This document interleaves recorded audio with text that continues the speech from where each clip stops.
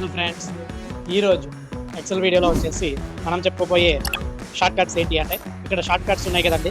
అంటే control A to control Z వరకు చెప్పుకుందాం మనము. అంటే ఆ కంట్రోల్తో పాటు కంట్రోల్ కీతో పాటు A to Z letters press చేస్తే మనం డేటాని ఏ విధంగా ఫార్మాట్ చేయొచ్చు, షార్ట్ కట్ ఏమి యూజ్ చేయొచ్చు అనేది ఈ రోజు చూసేద్దాం. First of all control A అంటే కంట్రోల్ ఏ ప్రెస్ చేస్తే చూసారు కదండి, మనకి ఇలాగా టోటల్ మొత్తం సెలెక్ట్ అయిపోతుంది అనమాట డేటా మొత్తం. అట్లాగే కంట్రోల్ బి అంటే బోల్డ్ అవుతుంది. ఈ బోల్డ్ ఉన్నది కంట్రోల్ బి ప్రెస్ చేస్తే బోల్డ్ రివీల్ అయిపోతుంది. మళ్ళీ కంట్రోల్ బి ప్రెస్ చేస్తే మనకి బోల్డ్ సెలెక్ట్ అవుతుంది. సో అది నెక్స్ట్ కంట్రోల్ సి అంటే కాపీ చేయాలి అంటే కనుక మనం ఈ కంట్రోల్ సి అనేది వాడతాం. అట్లాగే ఫిల్ డౌన్ అంటే ఎగ్జాంపుల్ ఇక్కడ డేటా ఉందండి, ఇదే డేటాని మనము కిందకి చేయాలి, కింద వరకు సేమ్ డేటా రావాలి అంటే కనుక కంట్రోల్ డి ప్రెస్ చేస్తే మనకి కావాల్సిన డేటా అనేది వచ్చేయడం అనేది జరుగుతుంది. అట్లాగే కంట్రోల్ ఈ ఫ్లాష్ ఫిల్ అంటే ఎగ్జాంపుల్ 1 కొట్టాము, 2 కొట్టాము, కొట్టిన తర్వాత ఇక్కడ కంట్రోల్ ఈ ప్రెస్ చేస్తే మనకి ఇక్కడ నెంబర్స్ కంటిన్యూషన్ నెంబర్స్ అనేది రావడం అనేది జరుగుతుంది. సో అట్లాగా ఫ్లాష్ ఫిల్ అనేది యూజ్ చేస్తే సరిపోతుంది. అట్లాగే కంట్రోల్ జీ ప్రెస్ చేస్తే ఈ గోటులోకి వెళ్తున్నాం. అంటే మనము ఏదన్నా స్పెషల్ దాంట్లోకి వెళ్ళి ఈ రకరకాల ఫార్మాట్స్ని, కామెంట్స్, బ్లాంక్ సెల్స్ సెలెక్ట్ చేయొచ్చు, కరెంట్ రీజియన్ సెలెక్ట్ చేయొచ్చు, కరెంట్ ఎర్రే సెలెక్ట్ చేయొచ్చు. సో రకరకాల డిఫరెంట్ ఫంక్షన్స్లోకి మనము వెళ్ళడానికి కంట్రోల్ జీ అనేది ఉపయోగిస్తామండి. అట్లాగే కంట్రోల్ హెచ్ అంటే ఇప్పుడు ఇక్కడ ఈ డేటాని సెలెక్ట్ చేసి కంట్రోల్ హెచ్ ప్రెస్ చేసి నేను 3 ఉన్న ప్లేస్లో 2 అనేది రీప్లేస్ చేస్తాను. సో ఇట్లా ఏదన్నా క్యారెక్టర్ కానీ టెక్స్ట్ కానీ రీప్లేస్ చేయడానికి కంట్రోల్ హెచ్ అనేది వాడచ్చు. అట్లాగే ఇప్పుడు ఈ 2 లెటర్స్ ఉన్నాయి, ఇక్కడ మనం కంట్రోల్ ఐ ప్రెస్ చేస్తే మనకి ఇటాలిక్లోకి చేంజ్ అయిపోతుంది. మళ్ళీ అదే కంట్రోల్ ఐ ప్రెస్ చేస్తే నార్మల్ షేప్లోకి వచ్చేస్తుంది. అట్లాగే కంట్రోల్ జే అనేది ప్రజెంట్ అయితే ఏమీ అసైన్ చేయడం అనేది జరగలేదండి. నెక్స్ట్ కంట్రోల్ కే అంటే మనం ఇక్కడ ఏదైనా హైపర్ లింక్, ఎగ్జాంపుల్ ఏదైనా వెబ్సైట్ లింక్ ఉంది అంటే కనుక మనం ఇక్కడ ఆ వెబ్సైట్ లింక్ని ఇన్సర్ట్ చేయడానికి ఈ కంట్రోల్ కే అనేది వాడచ్చు.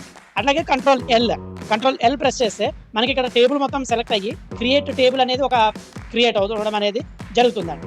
అట్లాగే కంట్రోల్ ఎం అనేది కూడా ఇంకా ఏమీ దీనికి ఫంక్షన్ అనేది సెపరేట్ షార్ట్ కట్ ఇవ్వలేదండి.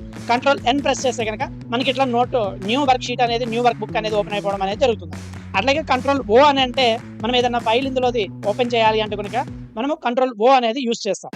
అట్లాగే కంట్రోల్ పి ప్రెస్ చేసినప్పుడు మనకి ఇక్కడ ప్రింట్ ఆప్షన్ అనేది చూపిస్తుందండి. ఈ ప్రింట్ ఆప్షన్లోకి వచ్చి మనం ప్రింట్ ఎట్లా తీయాలి ఏంటి, మనం ఏ ప్రింటర్ సెలెక్ట్ చేయాలి, అట్లాగే పేజ్ సెటప్ ఎట్లాగా మనకి 1 by 1 రావాలా, 2 sides రావాలా, లేదంటే ల్యాండ్స్కేప్, ఓరియంటేషన్, పోర్ట్రేట్లో కావాలా, రకరకాల డిజైన్స్లో కావాలా ఏంటి అనేది మొత్తం ఇక్కడ మనము సెట్టింగ్ అనేది చేయాలి అంటే కనుక ఈ కంట్రోల్ పి అనే ఆప్షన్ యూజ్ చేసేయచ్చు. అట్లాగే కంట్రోల్ క్యూ ప్రెస్ చేస్తే కనుక మనకి ఇక్కడ రకరకాల టేబుల్స్ కనిపిస్తాయండి. అంటే డేటా బార్స్ కానీ దీనికి సంబంధించి, లేదా కలర్ స్కేల్ కానీ, ఐకాన్ సెట్ కానీ, గ్రేటర్ దాన్ కానీ, లేదా టెక్స్ట్ కంటెంట్స్ కానీ, ఇలా రకరకాల ఆప్షన్స్ అనేవి మనము క్విక్ అనాలిసిస్ అనేది డేటాని క్విక్ అనాలిసిస్ అనేది చేసే, అంటే డేటా అనాలిసిస్లో మోస్ట్ ఇంపార్టెంట్ పార్ట్ ఏంటంటే అనాలిసిస్ చేయాలి. అంటే మనము ఆ డేటాని ఇన్సైట్స్ డిజైన్ వేలో చూపించి మనకి ఇంత ప్రాఫిట్ ఉంది అని కానీ, లేదంటే ఇట్లా యూజ్ అవుతుందని కానీ చూపిస్తే ఎదుటి వాళ్ళు అంటే కస్టమర్ అనేది ఇంప్రెస్ అవ్వడం అనేది జరుగుతుంది. సో దానికి మనము కంట్రోల్ క్యూ అనేది ప్రెస్ చేస్తాం. అట్లాగే కంట్రోల్ ఆర్ అంటే మనము ఏదైతే రైట్ సైడ్లో ఉందో అది మనకి డేటా అనేది ఫిల్ అయిపోవడం అనేది జరిగింది. మళ్ళీ ప్రెస్ చేసి చూపిస్తారు, కంట్రోల్ ఆర్ ప్రెస్ చేసినప్పుడు సేమ్ కంట్రోల్ ఆర్ అనేది ఇక్కడ రావడం అనేది జరిగింది. అట్లాగే కంట్రోల్ ఎస్ అంటే మనం సేవ్ చేయడానికి, వర్క్ బుక్ని సేవ్ చేయడానికి కంట్రోల్ ఎస్ అనేది చాలా యూజ్ అవుతుంది.